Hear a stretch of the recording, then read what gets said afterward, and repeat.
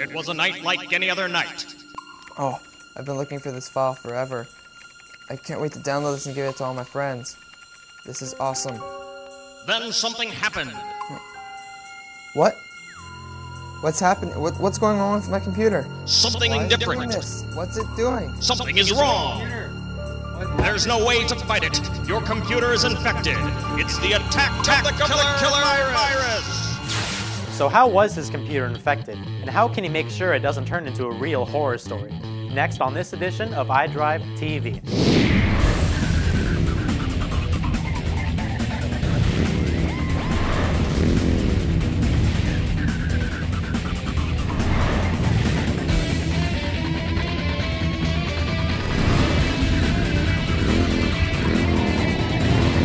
You don't believe viruses can be frightening?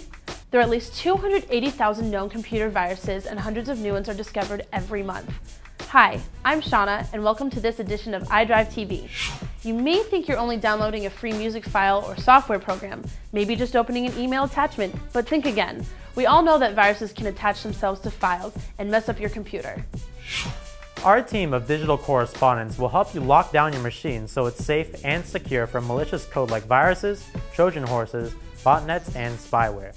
Plus, we'll protect you against identity theft, what the FBI calls the fastest growing crime in the US today. So let's begin. What is malicious code? Digital correspondents Jess and Eric answer that question as they crawl among the worms and viruses.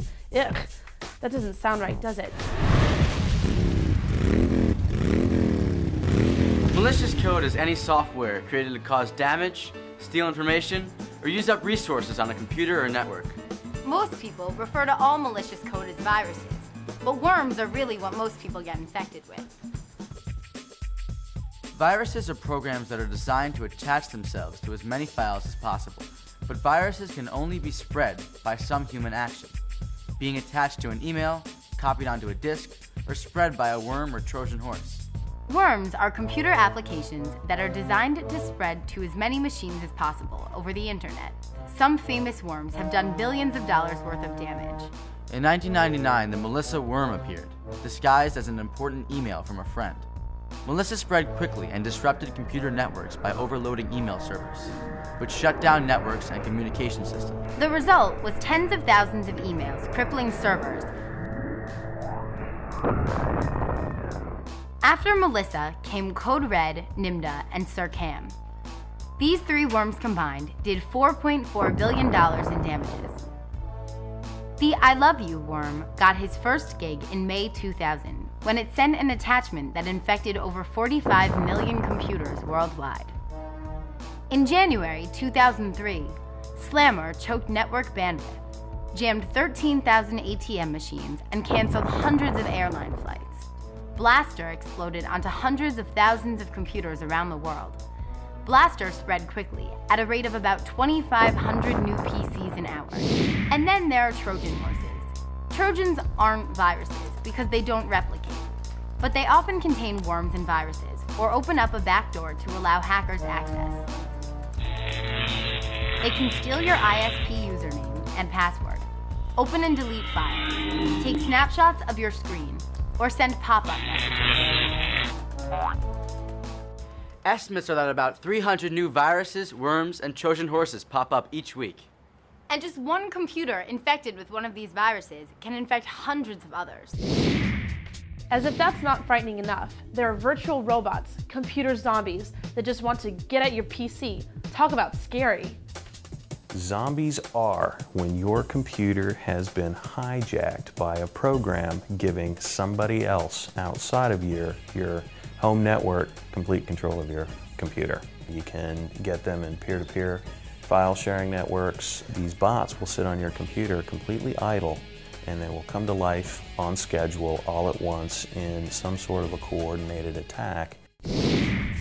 What you may not know is that illegal peer-to-peer sites used to download software, movies, and music can be virus breeding grounds.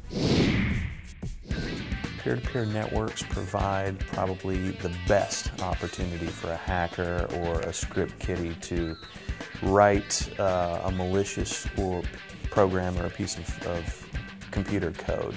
Because all it takes really is one infected computer to spread that infection to potentially hundreds or even thousands of other computers. Pause the program for a discussion. Have you or someone you know experienced a virus, worm, Trojan horse, zombie, or botnet?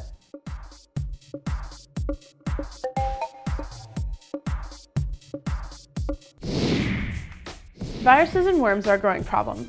Whether you become a victim, knowingly or unintentionally passing along malicious code, computer security issues can have serious consequences.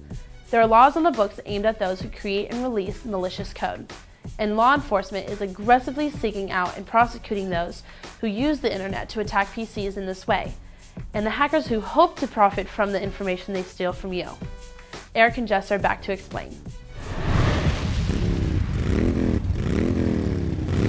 Worms and Trojans take advantage of vulnerabilities, which serve as open doors in software and operating systems.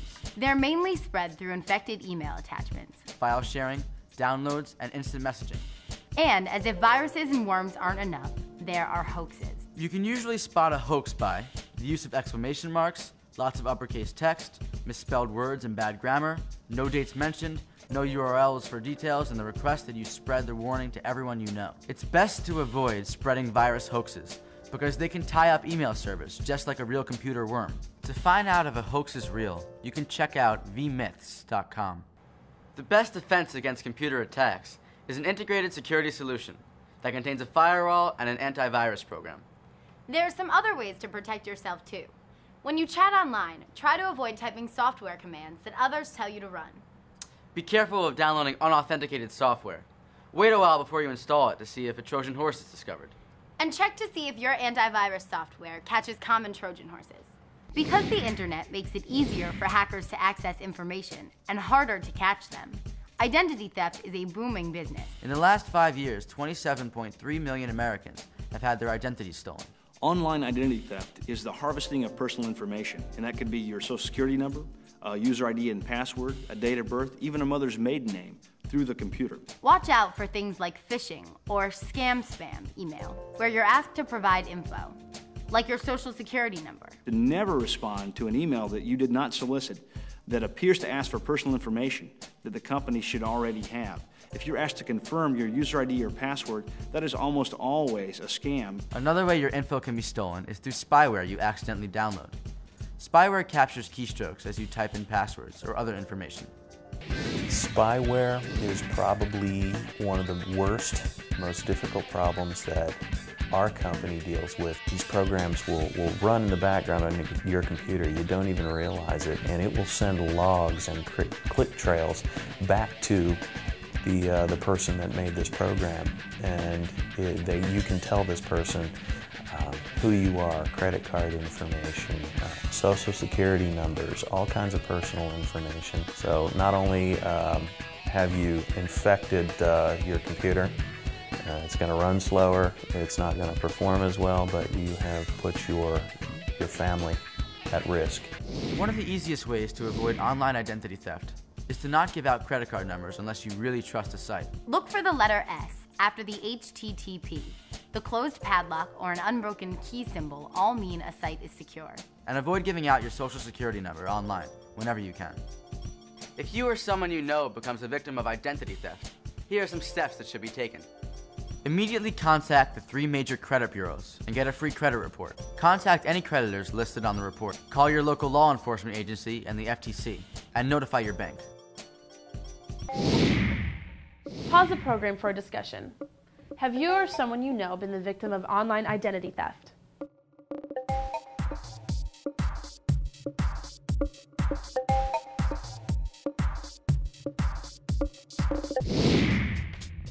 So far, we've talked about how malicious code can be used by someone to harm the operation of your computer, and that you can be personally at risk of identity theft. With the help of digital correspondence, we'll show you the simple things you can do to fend off a cyber attack and to secure your machine against criminals.